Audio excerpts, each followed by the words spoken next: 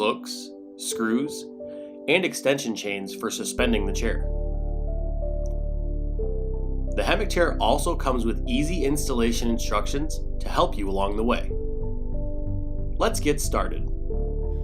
The first step is to locate the joist or stud that you're going to mount the mounting plate to. Once you've located the correct mounting location, position your mounting plate and mark drilling holes.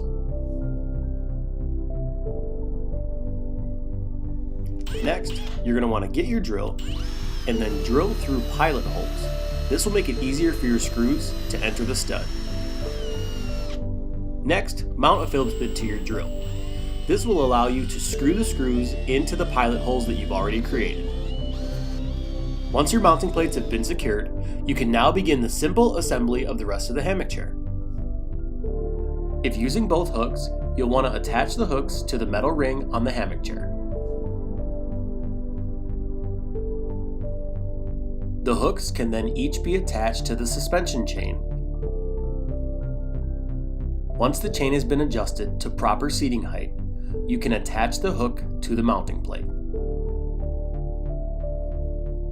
Once you've attached the hook to the mounting plate, you can sit back, relax, and